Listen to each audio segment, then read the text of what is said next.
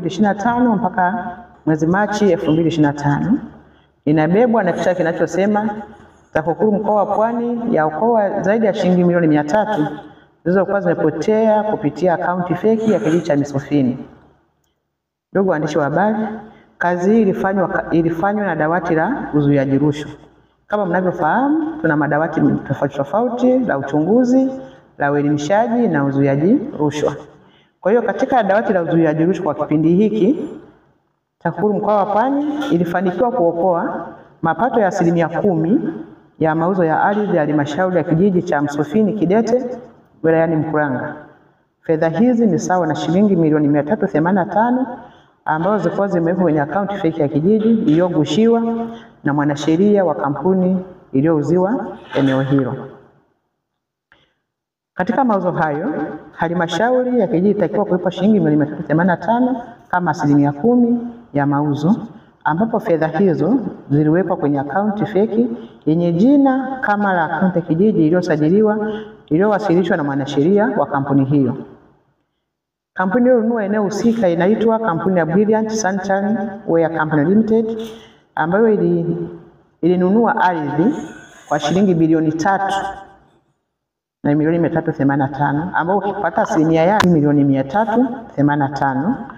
Kwa hiyo kampuni hii ililipa kijiji pesa hizi wakiamini kuwa wanalipa ushuru wa kijiji cha Msufini katika akaunti halali ya kijiji, na kumbe fedha hii ilikuwa ni akaunti ya mwanasheria.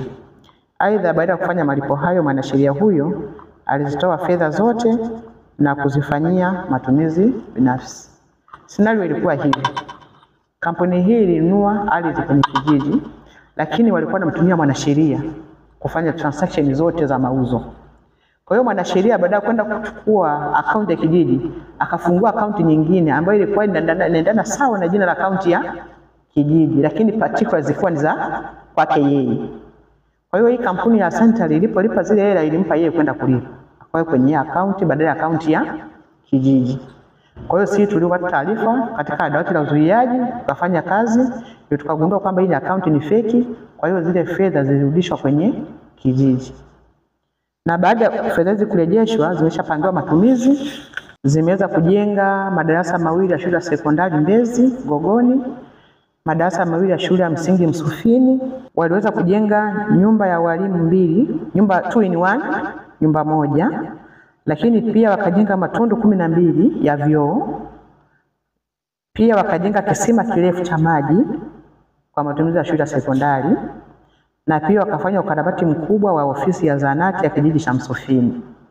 Kwa hiyo mnaweza kuona hizi pesa zilivyotumika baada ya kurejesha na kusimamia sisi mpaka zikarejeshwa kwenye akaunti ya kijiji. Huu ni mwaka wa uchaguzi, na TAKUKURU ndio jicho pekee ambalo serikali imelipa kufuatilia nyendo mbalimbali ya watiania na wale waliopo wanataka kuendelea, kama wana nia ya kuendelea kwenye majimbo yao au kwenye kata zao.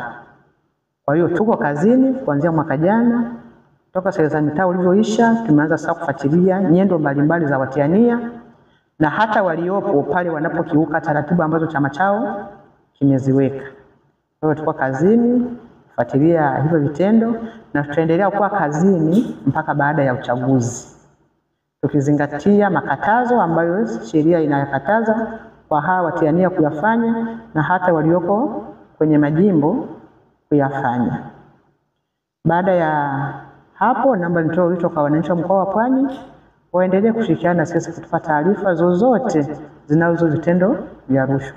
Kuna watu ambao na wenyewe wanaonyesha nia kuja kugombea kwenye jimbo husika au kwenye kata husika. Kwa kupitia madawati yetu tofauti intelligence na nini, tumeshawabaini kwamba labda kwa jimbo la Kibaha mjini wako 2 watatu, labda jimbo la Kibiti wako 2, labda Mkuranga wako 2 watatu. Kwa hiyo tunafuatilia zile nyendo zao ambazo zinaashiria kwamba anataka kuonyesha nia wakati ukifika. Kwa mfano, unaangalia mtu alikuwepo miaka yote lakini hajawahi kwenda msikitini kupeleka misaada ya vipaza sauti. Nashangaa tu mtu kapeleka vipaza sauti msikiti fulani. Wenzetu Waislamu kufutulisha ni sunna, lakini mbona miaka yote alikuwa afutulishi? Kwa nini kipindi hiki ndiye anatembea misikiti kadhaa kufutulisha. Mwenzetu ni Muislamu lakini akauki makanisani kwenda kutafuta wanakwaya, kuwapa sare, kuwapa vinanda. Naona Kwa hiyo hivyo vitu ndio tunavifuatilia tuone kwa nini anatoa hivi vitu. Na ule muda ukifika akatia nia, tunasema kumbe alikuwa anatoa nia, alikuwa anatoa hivi vitu kwa sababu alikuwa na nia kuja kufanyaje, kuja kugombea.